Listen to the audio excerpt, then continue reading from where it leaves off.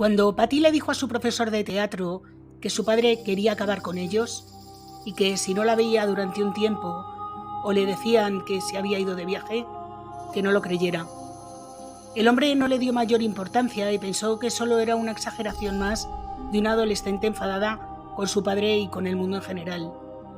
Pero cuando un mes más tarde Patty y toda su familia no terminaban de regresar de uno de sus viajes familiares, el profesor no pudo dejar de recordar aquellas perturbadoras palabras.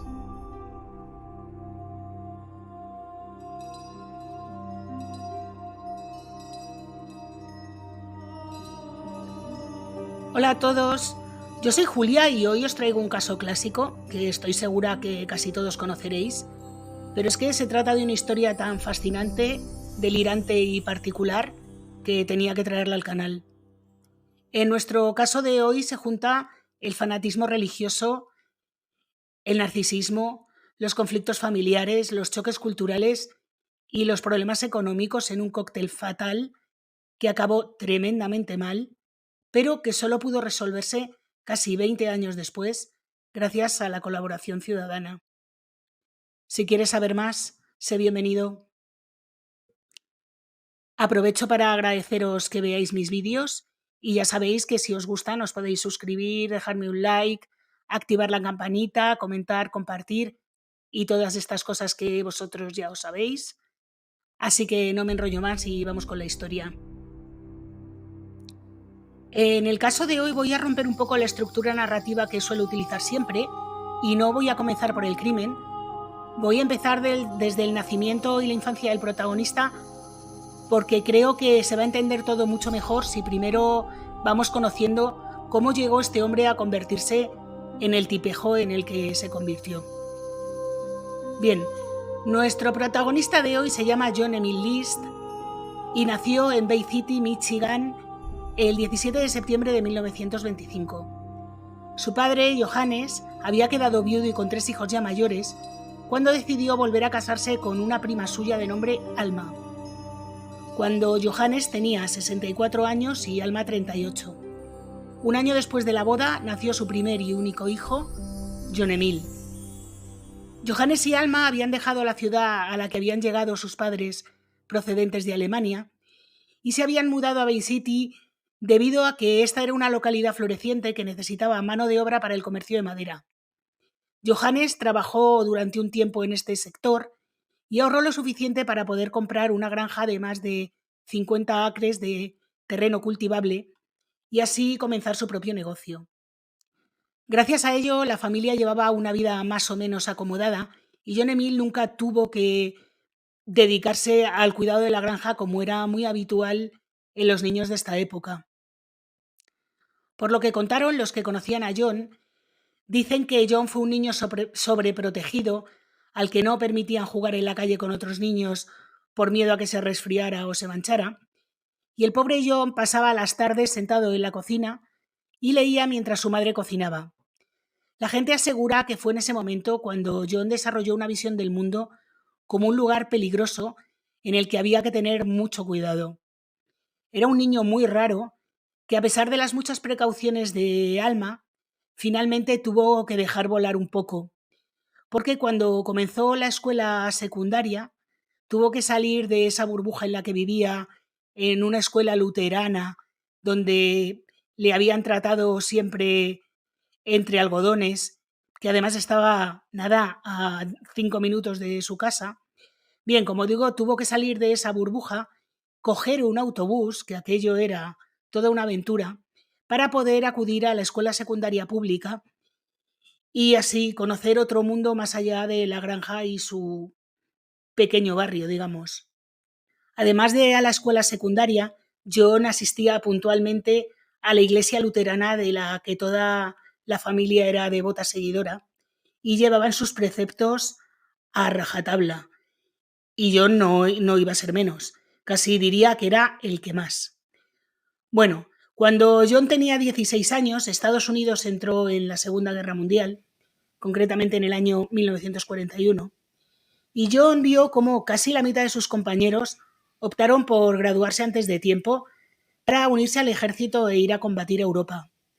Pero claro, Alma, su madre, no podía permitir que su queridísimo hijo hiciera lo mismo, a pesar de que John tenía un fuerte sentimiento patriótico y estaba deseando alistarse. Si a todo esto se suma que su descendencia alemana no le estaba granjeando muchos amigos en ese preciso contexto, John se sintió aún más bicho raro que nunca. Así que, tan pronto como se graduó, se unió al ejército de los Estados Unidos como técnico de laboratorio de infantería. John asistió al entrenamiento básico en Fort Benning, en Georgia, donde le encantaba la disciplina, pero se sentía nuevamente fuera de lugar. Sus compañeros eran, a su entender, demasiado mal hablados y tenían escasa formación. John pasó la mayor parte de su tiempo en el ejército entrenando en Luisiana, es decir, de Georgia se fue a Luisiana, mientras su padre se encontraba gravemente enfermo. Tanto que el 30 de agosto de 1944 su padre falleció y a John le dieron permiso para ir al funeral de su padre. Nadie pudo dejar de notar lo impasible que se mostró el joven en un momento tan emotivo. Ni una lágrima, ni un gesto de consuelo a su madre, nada. El tío hierático ahí plantado en la iglesia como si fuera una escultura de madera. Unos días después del entierro, John regresó a la academia militar, desde donde finalmente fue enviado a Europa para luchar en febrero de 1945. A la guerra en Europa le quedaban pocos meses y había simplemente unos pocos alemanes resistiendo en la zona de las Ardenas. John describió que estuvo involucrado en una campaña de infantería a finales de marzo, donde su unidad se enfrentó al fuego cruzado. Y en abril contó que en sus memorias que estaba de patrulla cuando fueron capturados por los alemanes y que estos mismos amenazaron con acabar con ellos. Pero como él hablaba tan bien alemán, pues le confundieron con uno de ellos y gracias a eso logró salvarse. La verdad, yo sinceramente creo que era bastante diferente. Los alemanes sabían que a la guerra le quedaban meses, si no días, y se rindieron y se entregaron según vieron a los estadounidenses. Aún así, John continuaría diciendo durante toda su vida que ganó una estrella de bronce por ser prisionero de guerra, lo cual tampoco era cierto. Fijaros si le quedaba poco a la Segunda Guerra Mundial, que este incidente que cuenta John ocurrió en abril y el 8 de mayo Alemania se rindió.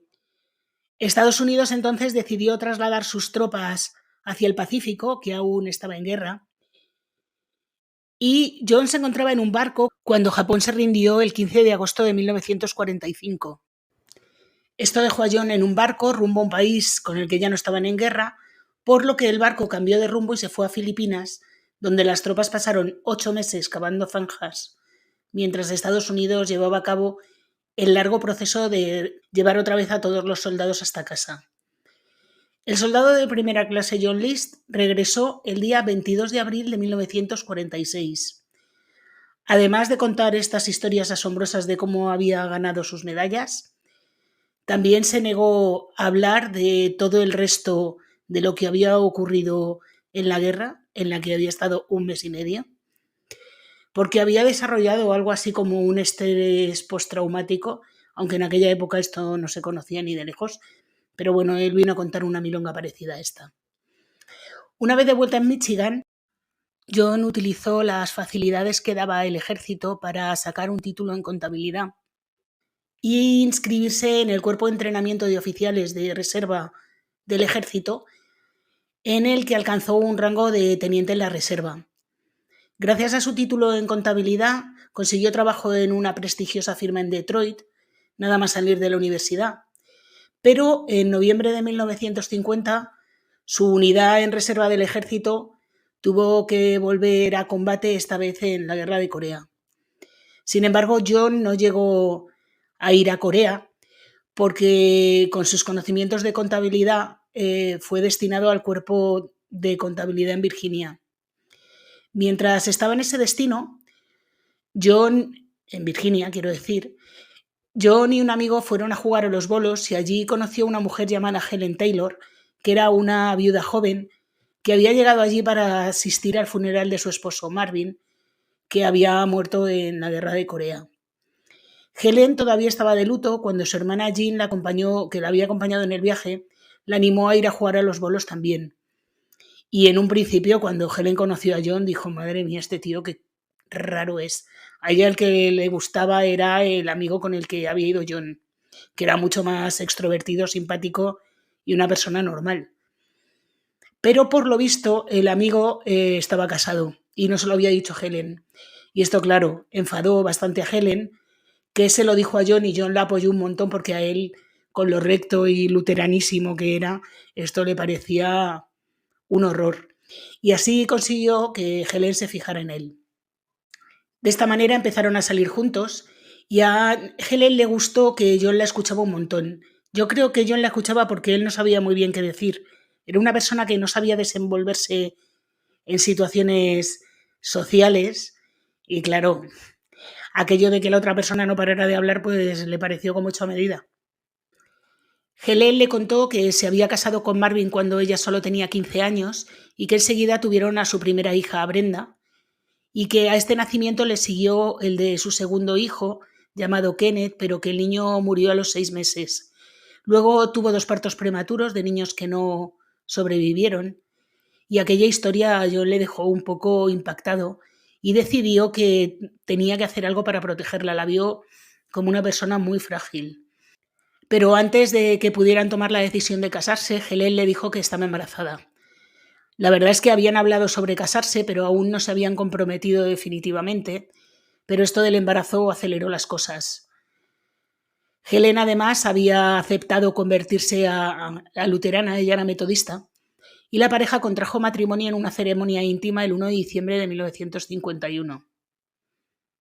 Curiosamente, poco tiempo después de la boda, Helen le dijo a John que estaba equivocada sobre lo del embarazo. Cuando acabó la guerra de Corea, a John el trabajo en la firma de contabilidad aún le estaba esperando, así que se mudó toda la familia a Detroit para que John empezara a trabajar en esta firma de contabilidad. Nada más casarse, Helen perdió 2 niños durante el embarazo, pero felizmente el 8 de enero de 1955 nació su primera hija, a la que llamaron Patricia.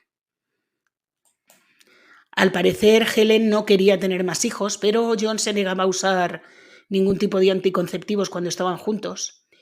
Helen le dijo a su hermana que John no creía en eso, no sé. En fin, bueno, que no creía en eso. Así que, cuando Helen quedó embarazada nuevamente en 1956, se pilló un cabreo monumental. Llamó a su hermana, lloró un montón, dijo que no creía que pudiera soportar otro embarazo y como para vengarse de su marido decidió gastar dinero como una loca. Gastaba mucho más dinero del que John ganaba y eso que John tenía un buen sueldo. Y John, que a pesar de ser contable no era muy bueno administrando el dinero, pues lo que decidió, en vez de administrar un poco mejor lo que tenía y decirle a su mujer que dejara de comprar, pues fue buscar un trabajo con un salario más alto. Muy normal, claro. Un compañero de trabajo de John había dejado la empresa en la que estaban y se había ido a trabajar a una compañía de papel en Kalamazoo, Michigan, y le sugirió a John que por qué no intentaba encontrar trabajo en esa empresa en la que pagaban muy bien. Así que John lo intentó y lo consiguió, y a principios de 1956 consiguió un trabajo con un salario anual de unos $7,000, que según mi calculadora de inflación, esta vez no se me ha olvidado, equivaldría a unos $82,000 de hoy en día. El ingreso promedio en Estados Unidos era de alrededor de 4.800 y una casa costaba alrededor de $12,000. Era un salario bastante bueno. Bien es verdad que la familia tenía que mudarse a Kalamazoo, que estaba a 2 horas al oeste de Detroit, aunque aquello significaba que realmente iban a estar mucho más lejos de Bay City, que era la ciudad natal de John y donde vivía su madre, a la que Helen no soportaba, ni la madre soportaba a Helen. Así que bueno, al final no puso demasiadas pegas para mudarse. Tras los embarazos, la salud de Helen se resintió y los médicos le recomendaron que estuviera en cama tanto tiempo como pudiera. Así que Helen lo que hizo fue hacerse miembro de no sé cuántos mil clubes de lectura en Kalamazoo y podía pasarse todo el día en la cama leyendo. Su hermana comentó que a veces podía terminar 2 libros en un solo día. Esto significaba que Brenda, la hija mayor de Helen, tenía que cuidar de los 2 niños que ya tenía la pareja, de su hermanastra Patty y de su hermanastro John, porque la mujer no se levantaba de la cama. Otra de las cosas que había sugerido el médico de Helen es que visitara a un psiquiatra. Dijo que Helen estaba mostrando algunos signos de enfermedad mental, específicamente depresión, y le sugirió a John que le diera algún tipo de medicamento recetado por un psiquiatra. Pero John dijo que todo lo que necesitaba su mujer era hablar con el pastor de la iglesia y que con eso sería suficiente. Hombre, por favor, ¿cómo no va a hacer el pastor de una iglesia mejor el trabajo que un psiquiatra profesional? Vamos, hombre, por favor, ¿qué cosas tiene? Poco más de un año después de que hubiera nacido su segundo hijo, Helen volvió a quedarse de nuevo embarazada. Nuevamente se pilló un mosqueo que para qué. Pero bueno, al final tuvieron el niño, que se llamó Frederick y nació el 26 de agosto de 1958. Helen ni siquiera se molestó en discutir el nombre, porque John ya lo había decidido por ella. En fin, que allí John era el que decidía casi todo. Que tampoco me extraña, porque si ella estaba todo el día en la cama, no sé qué va a decidir, pero bueno. Cuando John se dio cuenta que los problemas de su mujer no podían resolverse con la oración ni con el pastor de la iglesia, pues la llevó a un psiquiatra. Y aunque Helen no participaba mucho en la terapia, pasaba bastante, el médico le recetó tranquilizantes y un sedante llamado Doridin, que a ella le encantó. A partir de ese momento no dejó de tomarlos, los necesitara o no. Y para colmo, Helen se pasaba el día bebiendo. Así que como no tenían bastante con el tratamiento psiquiátrico, el Doridin, las pastillas y su incipiente alcoholismo, pues en esa familia que estaban todos fenomenal, John empezó a desarrollar algunos comportamientos obsesivo-compulsivos, como contar cada centavo que gastaban y ir apuntándolo, catalogar las semillas que plantaba en el jardín, contándolas también, recortar los bordes del césped a mano, bueno, tener la casa ordenada pero con escuadra y cartabón, una cosa de locos. Cuentan que John, que era un hombre súper estricto y que creía que la rectitud se mostraba, entre otras cosas, en la formalidad de la vestimenta, cortaba el césped de su propiedad en traje, corbata incluida. En fin.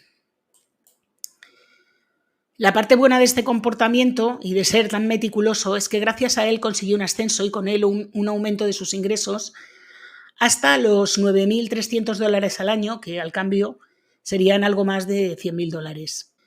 Esto supuso un respaldo estupendo para el ego de John, que en ese momento estaba un poco afligido porque su mujer no hacía más que quejarse y exigía atención constante. La única que se encargaba de algo en esa casa era Brenda, pero en el momento en que Brenda cumplió 18 años, se fue de casa y si te he visto no me acuerdo. Que por otra parte no me extraña, porque si la pobre tenía que hacerse cargo de todo estando en el instituto porque su madre no se levantaba de la cama, pues mira, pobre, la entiendo perfectamente. En el año 1960, la compañía de papel en la que trabajaba John se fusionó con otra y tuvieron que reducir personal en el departamento de contabilidad. Y claro, John, que era un tío raro de narices, pues era de las personas más prescindibles. Así que, bueno, en teoría despidieron a John, pero antes de despedirle le dieron tiempo para que encontrara otro trabajo. Y John tuvo suerte porque encontró trabajo en una empresa que era pequeña en ese momento, pero que estaba teniendo un crecimiento muy rápido, que se llamaba Xerox. Supongo que todos conoceréis la empresa Xerox. Bueno, pues Xerox le ofreció a John un salario anual de $12.000, al cambio más de $125.000, pero significaba que la familia tenía que mudarse a Rochester, Nueva York. Una vez que llegaron a Rochester, Helen misteriosamente dejó de beber y redujo un montón la ingesta de sedantes. Ella odiaba Michigan y aunque quería mudarse al sur a un clima más cálido, realmente le gustó mucho Rochester. John y Helen comenzaron a contratar ocasionalmente alguna niñera para poder salir solos, y Helen incluso logró convencer a John para que se hiciera una vasectomía para no tener que preocuparse más de los embarazos. Sin embargo, toda esta felicidad que parecía que tenían ocultaba un montón de problemas en el interior. En 1964, John ganó alrededor de $25.000 en Xerox, incluidos los bonos, que al cambio actual serían unos $250.000. Pero, sin embargo, los Leeds seguían endeudándose, comprando muebles y electrodomésticos nuevos para su casa y gastando a manos llenas. John también quería que Helen le acompañara a los eventos de empresa, porque realmente ella era mucho mejor conversadora que él, se llevaba mucho mejor con la gente y eso evitaba que él tuviera que hablar con los demás. Pero esto también suponía un gasto excesivo y no podían mantener el ritmo de vida que llevaban. John estaba intentando conseguir otra vez una promoción en el trabajo, pero allí ya se habían dado cuenta que madera de líder precisamente este señor no tenía. Cada vez que tenía que hablar frente a un grupo de personas, tartamudeaba, no sabía qué decir, bueno, un horror. Sin embargo, un día John se envalentonó, fue a la oficina de su jefe y exigió una promoción. Se la negaron, por supuesto. Y entonces él, que se sentía súper seguro en su puesto, dijo, bueno, pues si no me ascendéis, me voy. Y el jefe le dijo, pues mira, sí, ahí tienes la puerta. Y aunque parezca increíble, John se fue, claro. Digo que aunque parezca increíble, John finalmente consiguió el trabajo de sus sueños como vicepresidente de un banco, concretamente el First National Bank de New Jersey. Tenía un salario anual garantizado de $25.000, que como os he dicho antes son unos $250.000 a día de hoy. Y lo más importante para John era el título de vicepresidente. Allí podía llevar traje todo el día. Todo el día. John se sentía eufórico en la cima del mundo y como tal, el dueño del mundo decidió invertir en la compra de una casa estupenda que estaba en una finca llamada Breezy Knoll, en Hillside Avenue, en un pueblo llamado Westfield, que tenía 19 habitaciones, 5 baños, 10 chimeneas y un salón de baile con una vidriera espectacular. Era la casa perfecta para cumplir el sueño de John y Helen de mostrarle al mundo cuánto valían los dos. Sin embargo, para poder comprar la casa, como la pareja gastaba manos llenas y no tenían nada ahorrado, pues para poder comprar la casa, John le tuvo que pedir a su madre Alma un préstamo. Y la madre estuvo encantada de hacerle el préstamo, a cambio de mudarse con ellos. Es verdad que la vivienda, que tenía 3 plantas, en la parte de arriba tenía lo que podemos llamar habitaciones de servicio y eran completamente independientes. Tenían su propio baño, su propia cocina y unas estancias como para que Alma hiciera vida independiente, pero a pesar de todo seguía en la misma casa. Y esto, como os podéis imaginar, a Helen le sentó muy, muy, muy, muy mal. Y aunque a Helen le encantaba la casa, creo que ella no hubiera estado dispuesta a renunciar a su independencia si su marido se lo hubiera consultado, porque esto lo hizo sin consultarle a su mujer. Helen se enfadó y gritó tanto que en medio de la discusión perdió el conocimiento y cuando se despertó la tuvieron que llevar corriendo al médico y ahí fue cuando el médico le dijo que tenía malaria. Explicó que mientras estaba con Marvin, su primer marido, él la contagió de sífilis. Y aunque en aquel momento se conocía la penicilina, por supuesto, no estaba aprobada como tratamiento contra la sífilis. Entonces lo que hacían los médicos era inocular la malaria a los pacientes con sífilis, porque la malaria, que sí se conocía en tratamiento, la malaria provocaba unas fiebres muy altas, especialmente en la zona cerebral, y con esto, en teoría, se conseguía matar la bacteria de la sífilis. Este sistema se utilizó durante algunos años y finalmente se dieron cuenta de que daba resultados solamente en un 30% de los casos. Pero bueno, esto es lo que le hicieron a Helen en su día. Finalmente este remedio se mostró bastante inútil y Helen fue diagnosticada con atrofia cerebral, lo que sumado al uso de sustancias y alcohol que había estado utilizando durante un montón de tiempo, pues estaba causándole desorientación y paranoia. Por si todo este problema de su mujer no fuera suficiente, los años 60 en Estados Unidos fueron unos años muy convulsos, con un cambio en el sistema de vida que a John le tenía bastante desconcertado. Este tema del amor libre, la música rock, el consumo de sustancias, los chicos con el pelo largo y patillas, que renegaran del ejército, de la guerra de Vietnam, que protestaran por absolutamente todo. Bueno, esto a John le parecía el acabose. Y justo en este momento, su hija mayor, Patty, estaba llegando a la adolescencia y tenía su propia manera de pensar bastante diferente a la que tenía su padre. Patty era una joven independiente y extrovertida y que, por si esto fuera poco, estaba interesada en formar parte del teatro local. Y la iglesia le interesaba más bien poquito. Y el remate fue que a John le despidieron de su trabajo del sueño, de ser vicepresidente de un banco, porque entre sus tareas estaba la de conseguir nuevos clientes. Y claro, imaginaros con este don de gentes que tenía John, lo de conseguir nuevos clientes fue una cosa bastante complicada. Así que John estaba con su mujer con sífilis y fatal, su hija que se le estaba desmandando, el entorno, pues os podéis imaginar cómo era, que cada vez que salía a la calle veía esos melenudos y es que le salía urticaria y encima le despiden del trabajo. Pero como John era un tío muy orgulloso, pues no le dijo a nadie que le habían despedido y pasó los siguientes 6 meses haciendo como que iba a trabajar, poniéndose su traje, se iba a la estación de tren, se sentaba en un banco, se pasaba el día leyendo el periódico y para subsistir lo que hacía era sacar dinero de la cuenta de su madre, que para aquel entonces se la manejaba él. Cuando por fin logró encontrar un trabajo en una empresa fotográfica, el sueldo era menos de la mitad de lo que ganaba en el banco. Así que para compensar las pérdidas y dado que ya había saqueado la cuenta de su madre, pues decidió pedir 2 hipotecas sobre la casa fastuosa que había comprado. Y ya en el colmo de los delirios, Helen le dijo que pasaba de ir a la iglesia, que no le interesaba ni lo más mínimo hablar con el pastor de la iglesia luterana, y es más, que la borraran de las listas, que si ella figuraba en algún momento como practicante de la religión luterana, que por favor tacharan su nombre. Bueno, aquello fue una afrenta para John que no os podéis ni imaginar. Estaba completamente desquiciado. Y encima Patty ahora quería ir a bailes. ¡Madre mía! ¡Qué cosas! ¡A bailes!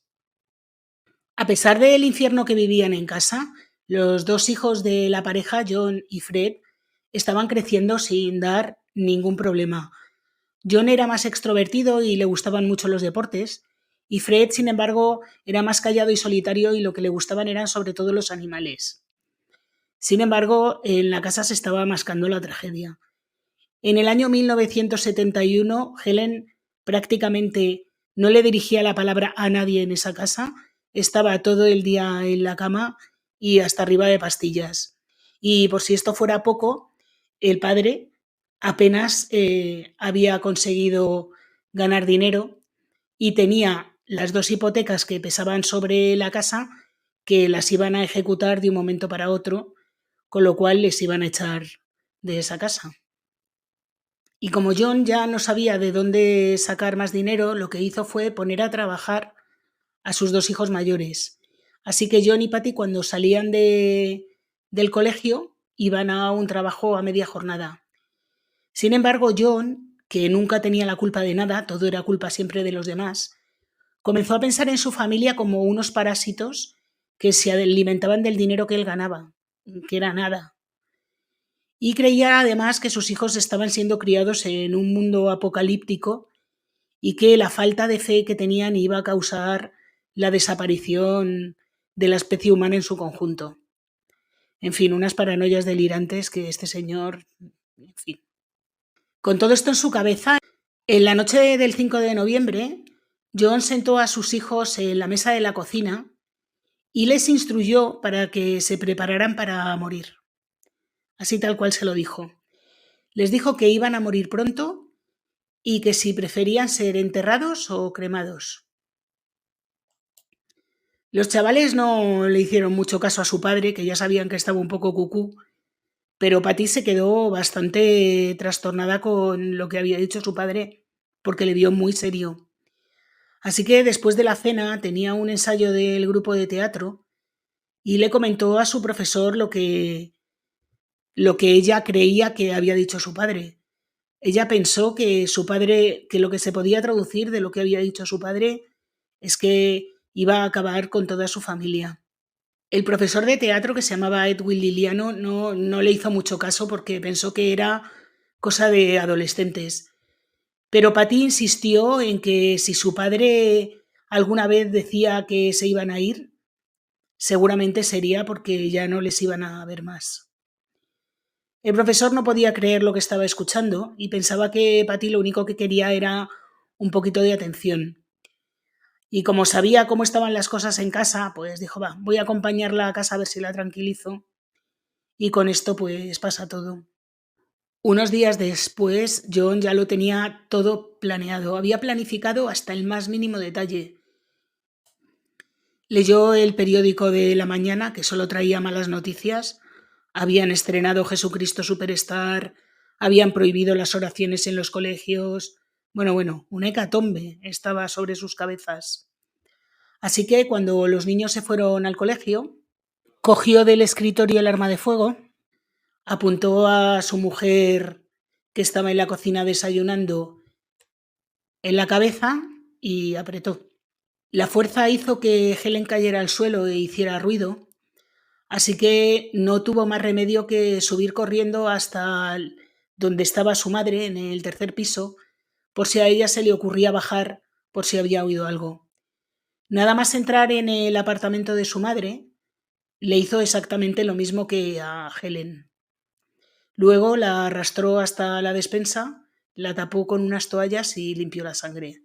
Una vez que había limpiado todo en el apartamento de Alma, volvió a la cocina, metió el cuerpo de Helen en un saco de dormir y lo llevó arrastrando hasta el salón de baile.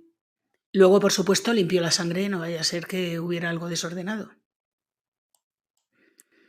Después de eso, llamó a su pastor en la iglesia luterana y le dijo que durante unas semanas no iban a asistir a misa porque tenían que ir a cuidar de la madre de Helen, que estaba enferma en Carolina del Norte. Y también escribió un montón de notas para las escuelas, los trabajos y los compromisos sociales de sus hijos, avisando que iban a estar fuera. Luego fue al banco, sacó todo el dinero que había en las cuentas, alrededor de $2.800, y fue a la oficina de correos donde dijo que por favor no les enviaran más cartas porque iban a estar fuera. En una de esas cartas estaba la llave de su escritorio. Luego volvió a casa, escribió cartas a todos los familiares, a la hermana y a la madre de Helen y a su tía, la hermana de Alma, para explicarles que no había tenido más remedio que hacer lo que hizo. Y luego también escribió una carta de confesión al pastor de la iglesia. Cuando los chicos llegaron a casa, llegaron Patty y el chico pequeño, les hizo exactamente lo mismo que le había hecho a Helen y metió sus cuerpos en sacos y los colocó en el salón de baile, uno a cada lado de Helen. Cuando el hijo mayor, John, llegó a la casa, llegó antes de tiempo porque habían suspendido el entrenamiento de fútbol porque hacía mucho frío, pues intentó hacerle lo mismo que le había hecho a los demás, pero esta vez falló y le dio en la espalda. Salió corriendo el chaval y se resistió bastante, por lo que John se enfadó y tuvo que hacer pium pium 10 veces sobre el pobre chico, hasta que consiguió acabar con él. Esto enfadó muchísimo a John porque había tenido que esforzarse más de lo previsto y sobre todo porque había un desorden en la casa ahora mismo, tenía que limpiar un montón de sangre y aquello le sentó muy mal al señor. Una vez que lo tuvo todo limpio y ordenado, había dejado todos los cuerpos en el salón de baile, excepto el de su madre, porque no pesaba mucho y no podía arrastrarlo los 3 pisos. Se duchó, se cambió de ropa y se fue a dormir tan tranquilamente.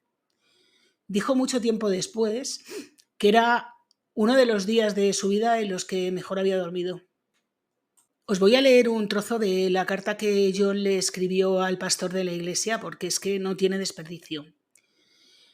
Lo siento mucho por agregar esta carga adicional a tu trabajo. Sé que lo que he hecho está mal, según todo lo que me han enseñado, y que cualquier razón que pueda dar no hará que sea correcto. Pero eres la única persona que sé que, aunque no lo apruebe, al menos parcialmente entenderá por qué sentí que debía hacer todo esto. 1. No estaba ganando lo suficiente como para mantenerlos. Todo lo que intenté parecía desmoronarse. Es cierto que podíamos haber acudido a la bancarrota y tal vez haber recurrido a la asistencia social. Esto me llega al siguiente punto. Saber el tipo de lugar en el que tendríamos que vivir, más el ambiente para los niños, más el efecto en ellos al saber que estaban en asistencia social, era simplemente más de lo que pensé que podían y debían soportar.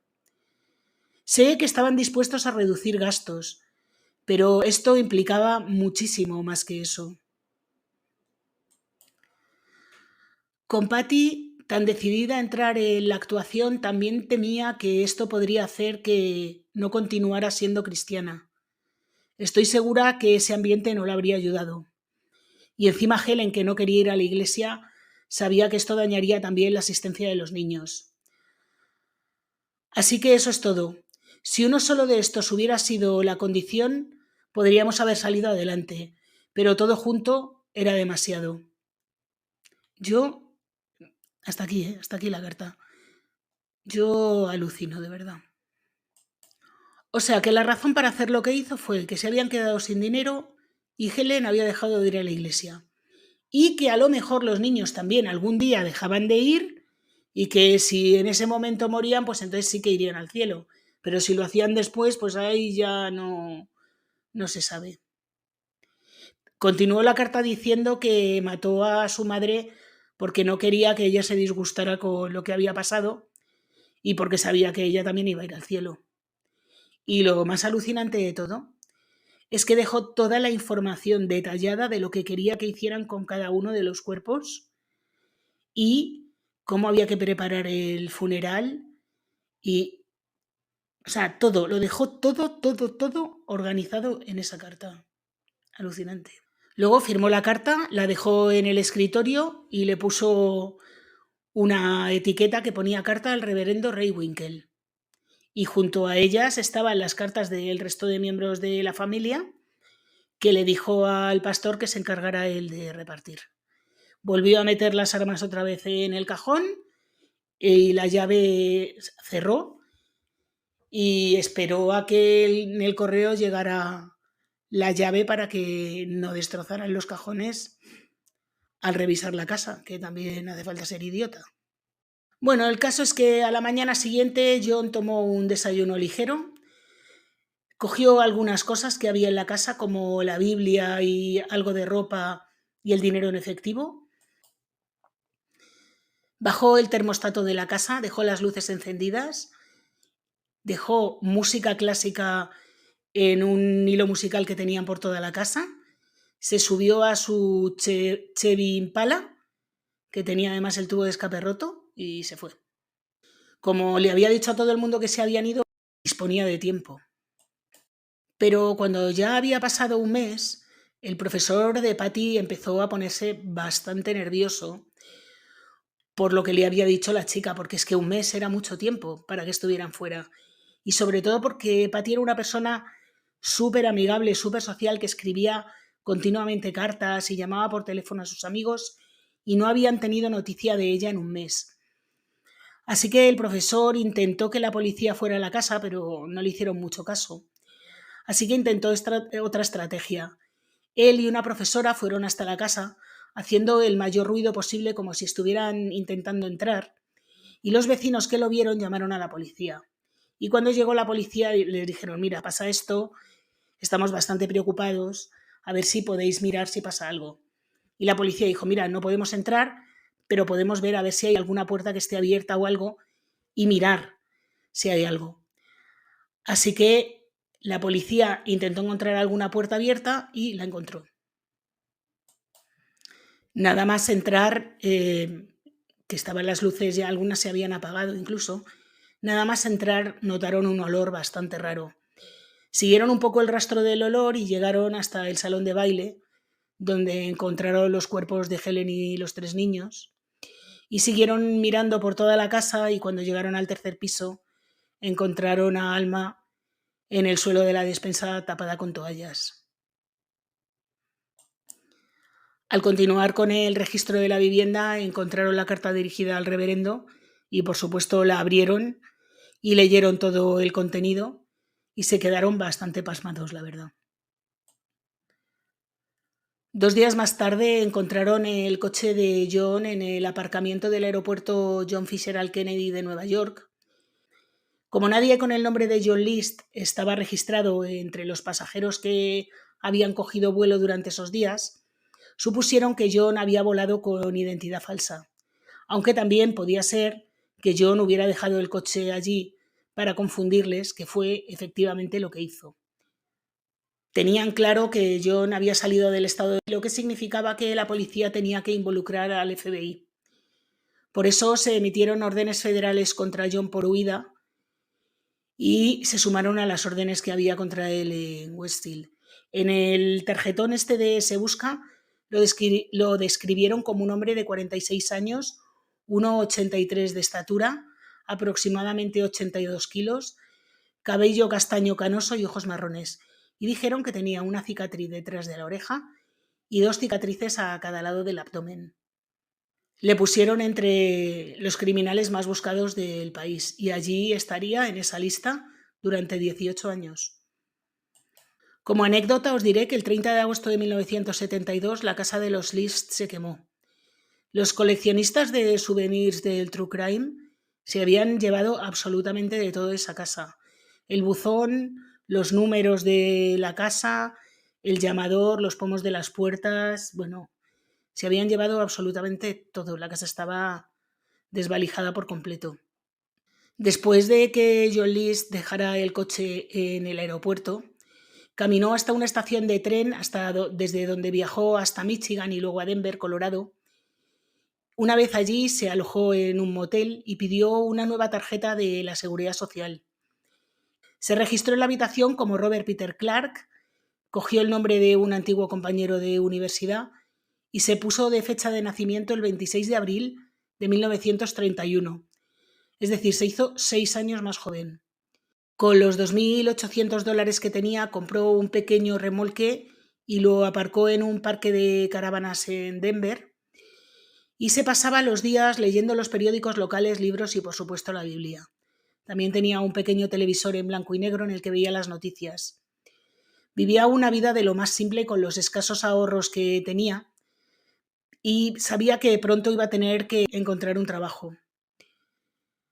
Así que fue una suerte cuando en un Holiday Inn, un hotel Holiday Inn que había muy cerca del parque de caravanas, encontró un letrero en el que buscaban cocinero. Así que, aunque no pagaban mucho, pues decidió coger el empleo y con este dinero, y que además lo único que tenía que hacer era cruzar una calle además de noche, es decir, no le verían mucho y en el trabajo dentro de la cocina tampoco, podía mantenerse con eso y además mantener su anonimato. Y, sorpresa, poco tiempo después fue despedido de su trabajo del Holiday Inn, pero tuvo la suerte de encontrar otro en Pine Country Club, en el que pagaban incluso mejor, lo cual permitió a Bob trasladarse a un apartamento amueblado. Habían pasado ya 3 años desde que ocurrió todo y Bob/John comenzaba a sentirse un poco más cómodo estando en público. En el año 1975 decidió que ya era hora de encontrar una nueva iglesia y ya había visto algunas por los alrededores. La que más le gustaba, porque además estaba en la ruta del autobús que tenía cerca de casa, era la iglesia luterana de San Pablo. Así que Bob decidió acudir a los servicios y allí le dieron la bienvenida con los brazos abiertos. Un año después ya se sentía incluso un poco más cómodo y sacó una nueva licencia de conducir a nombre de Bob, claro, y se compró un Volkswagen Escarabajo de segunda mano de color naranja. Y con este transporte decidió incluso asistir a las fiestecillas que montaba la iglesia luterana para solteros. Y fue allí donde Bob conoció a Dolores Miller en la primavera de 1977. Dolores tenía poco más de 30 años y se acababa de divorciar. Trabajaba en un almacén de la base militar de Aurora, en Colorado, y en este caso la relación no fue como con Helen un romance vertiginoso, sino que duró bastantes años. Pero Dolores era una buena mujer que incluso animó a Bob a que volviera a estudiar porque ella sabía que era contable y sabía que se había desactualizado un poco, y entonces le animó a que hiciera cursos de reciclaje para que pudiera volver a encontrar un trabajo de lo suyo. Y así fue como a finales del año 1977 Bob usó esta apariencia de hombre serio y formal para encontrar un nuevo trabajo en una empresa llamada Roberto Distribution, que era un distribuidor de alfombras y materiales de construcción que necesitaba a alguien para contabilidad. No pagaban mucho, pero era suficiente para que se mudara a un apartamento más cerca de Dolores, y allí estuvo trabajando durante al menos 2 años. Gracias al currículum que se había hecho con Roberto Distribution, logró encontrar un trabajo mejor pagado y así empezar a comprar un apartamento junto con Dolores. La pareja no se mudó de inmediato porque aquello podía ser un escándalo. Primero se tenían que casar, que fue algo que no hicieron hasta el 23 de noviembre de 1985. Poco después de la boda, Bob volvió a ser de nuevo despedido, oh sorpresa, en esta ocasión porque era incapaz de adaptarse a los cambios de la empresa, que habían pasado de los libros manuales al ordenador y era incapaz de hacerse con el trabajo. Así que, como no había manera de que encontrara otro trabajo, para 1987 el banco estaba amenazando con ejecutar la hipoteca del apartamento. Y Dolores estaba enfadadísima porque este hombre no había manera de que quisiera adaptarse a los nuevos tiempos. Así que nada, Bob se puso a mandar currículums como loco a todas partes, incluidos otros estados, y así fue como encontró trabajo a finales de 1987 en Richmond, Virginia. A principios del año 1987, Dolores vivió un acontecimiento un poco raro porque una vecina del edificio que se llamaba Wanda había leído en el periódico la historia de John List y cuando vio la foto dijo: uy, ¿cómo se parece este tío a mi vecino? Se parece un montón a Bob. Y con las mismas fue con el reportaje del periódico a Dolores para contarle que, fíjate, cómo se parecía a su marido y que además como su marido era contable y tenía una cicatriz detrás de la oreja. Pero Dolores en un principio se lo iba a contar a John, pero luego dijo: bah, esto es una tontería de una cotilla, pasó de contarle nada. Y cuando Wanda le preguntó qué había dicho John, Dolores le dijo: pues mira, no se lo he dicho porque realmente no se parece en nada y esto es que me parece un poco ofensivo para él. Y entonces Wanda dijo: pues sí, lo mismo es una tontería, y olvidó el tema. Como digo, a finales de 1987 Bob se mudó a Richmond y estaba esperando a ver si a Dolores le concedían un traslado para una base militar cerca de Richmond, pero no lo consiguió. Así que finalmente Dolores, sin trabajo, se fue a vivir con Bob, que en el trabajo no es que ganara mucho, pero bueno, era suficiente para mantenerles a los dos. Justo a finales de los años 80, acababa de comenzar un programa en la televisión llamado America's Most Wanted, que estaba en pleno auge. Tenía picos de espectadores de 25 millones de audiencia, lo que era una barbaridad. Y irónicamente, este era uno de los programas favoritos de Bob. No está claro si lo veía para ver si aparecía en el programa o tenía interés por ver cómo se comportaban los demás